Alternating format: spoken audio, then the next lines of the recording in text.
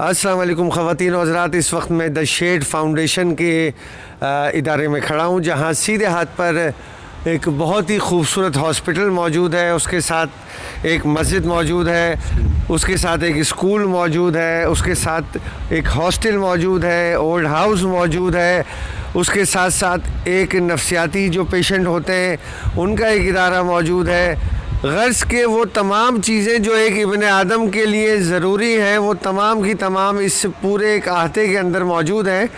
और इस आहते को चलाने वाले बहुत ही नेक लोग हैं जो इस इदारे को चला रहे हैं, जिन्होंने माजी में बहुत बड़े बड़े काम किए हैं और अब उन्होंने द शेड फाउंडेशन। अच्छा, मैं तमाम नाजरीन को ये बताता चलूँ कि नागन चौरंगी से जब हम पुल के साथ ही अंडा मोड़ की तरफ आते हैं तो पहला जो टर्न आता है उसके साथ ही ये द शेड का हॉस्पिटल है, उसके साथ ही बिल्किस ईदी साहिबा का प्रोजेक्ट है। लिहाजा ये मुश्किल नहीं है, आसानी से आ सकता है कोई भी मरीज़, क्योंकि वो तमाम सहूलियात जो कि जिसको लोग चाहते हैं आगा खान जैसे हॉस्पिटल में, लियाकत में, वो यहाँ चंद रुपयों के एवज़ उन्हें मिल सकती हैं।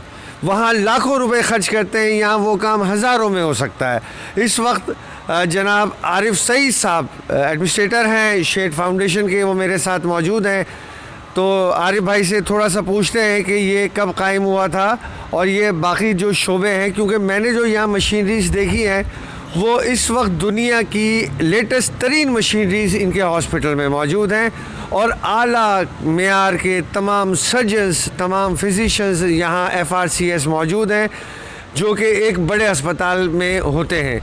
मैं अब आरिफ भाई से की तरफ जाता हूँ। आरिफ भाई बताइएगा थोड़ा सा हमारे नाजरीन को। बिस्मिल्लाहिर्रहमानिर्रहीम।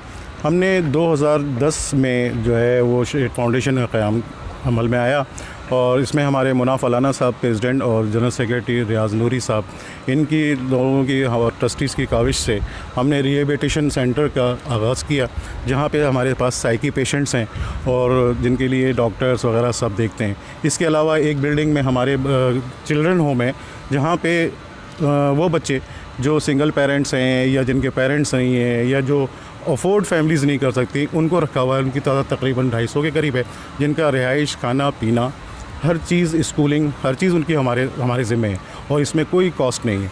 इसके अलावा हमारा तीसरा प्रोजेक्ट है यहाँ पे हॉस्पिटल का, अभी 6 महीने हुए हैं जिसको हमने स्टार्ट किया है और अल्हम्दुलिल्लाह इस वक्त 24 घंटे हमारी सर्विसेज जारी हैं।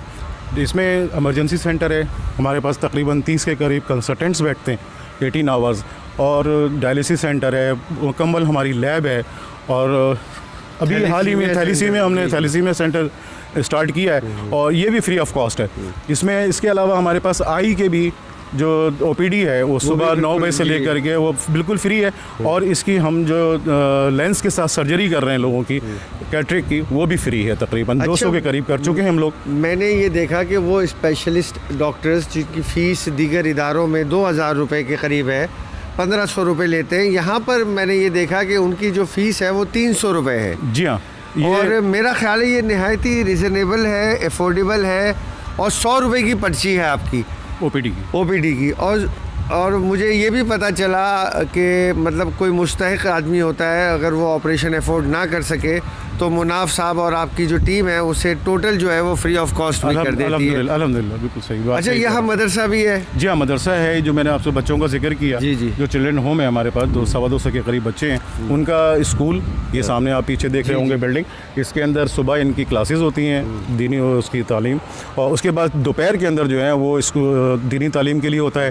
फिर शाम में फिर इन बच्चों की ट्यूशन होती है और इनका खाना पीना, इनके कैटरिंग बनी हुई है, हर चीज़। इसके अलावा इन बच्चों की हम मुख्तलिफ एक्टिविटीज़ करते रहते हैं। जैसे अभी हाल ही में हमने एक स्काउट गाला किया, हमारा एक अच्छा स्काउट ग्रुप भी है बच्चों का, ताकि इन बच्चों को वो तालीम और वो इस तरह से तरबियत दे सकें कि जब यहाँ से निकलें तो एक अच्छा शहरी की हैसियत से अपनी इज़्ज़त के साथ कमाएं। हमारी कोशिश होती है कि इनको ये ना अंदाज़ा हो या इनको एहसास किसी बात का ना हो कि जी हम कहीं किसी यतीम खाने पड़े हैं। यतीम खाना नहीं है ये सिर्फ हमारे उन बच्चों के लिए कि जो बेचारे माँ बाप या कोई भी इसको अफोर्ड नहीं कर सकते, उनके लिए कि एक अच्छा शहरी बना करके यहाँ से। बहुत शुक्रिया, बहुत शुक्रिया।